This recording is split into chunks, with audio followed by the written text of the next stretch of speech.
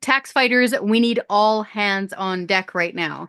There's an issue going around with the carbon tax. For some reason, some people are thinking that the carbon tax is over, or this is yesterday's problem, or that Mark Carney, the current frontrunner for the Liberal leadership campaign, is going to get rid of that.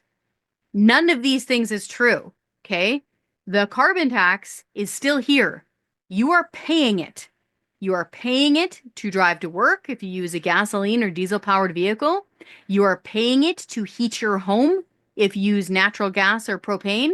And you are paying it every time you buy food because truckers are paying the carbon tax to haul your food, and farmers are still paying the carbon tax to dry their grain and heat their barn.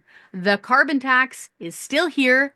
It's not over, and you're paying through the nose for it. Here in southern Alberta right now, it was, I think, minus 42 this morning with the wind chill. My front door was frozen shut, okay? We are all getting punished for the sin of heating our homes in a Canadian winter with natural gas because of the carbon tax. The average Alberta household is going to have to pay about $440 extra this winter just in the carbon tax. Okay, so it's still here. The other part is that it's going up. Yes, the carbon tax is going to get hiked on April 1st. So all that stuff we just said about driving to work and eating food and heating your home, it's all going to cost you more because the carbon tax is going to be hiked up. Lastly, Mark Carney. Mark Carney is not going to scrap the carbon tax. Mark Carney is going to hide the carbon tax. He said so out loud with his face during his announcement in Halifax about the carbon tax. He says he wants to remove the consumer carbon tax and make big businesses pay. What that actually means is he wants to remove the visible carbon tax from your home heating bill, but you're still going to pay it. Because guess what? A big business, like a company that provides your home heating, is not going to just eat the cost of that carbon tax. No, it is going to pass that cost of the carbon tax down to you when you're paying your home heating bill. A fuel refinery that is producing stuff like gasoline and diesel is not going to eat the cost of Carney's carbon tax. It is going to pass that cost on down to you at the fuel pump. There's another thing that we have to warn you about here. Mark Carney wants a carbon tax tariff put on stuff that we import into Canada that you have to buy.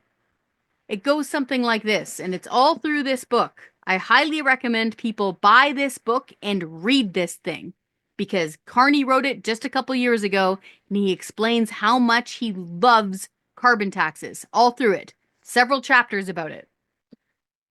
Carney sees other countries not having a carbon tax, and he gets upset by that. Okay? In his mind, he wants to level the playing field by punishing those countries with a carbon tax tariff so that when we buy stuff from a country that doesn't have a carbon tax, like the United States, for example, Carney's government, if he forms a government, will impose a carbon tax tariff on items from those countries, meaning you and I, all of us Canadians here at home, will have to pay more for those items because of a carbon tax tariff. Lastly, and this is something directly for the media, if you're a reporter, if you're a journalist, the next time you manage to chase that guy down the street and get him in a scrum, this is a very serious question to put to him. All through this book, he mentions things like personal carbon emissions budgets.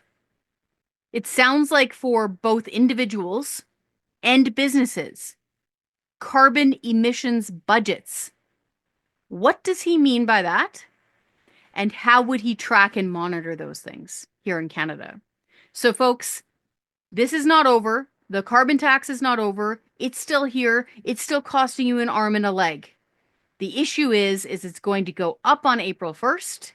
And Mark Carney, if he becomes prime minister, is going to hide the carbon tax from you, cancel the cash rebates so you have to earn his green points for solar scooters instead, and create carbon tax tariffs.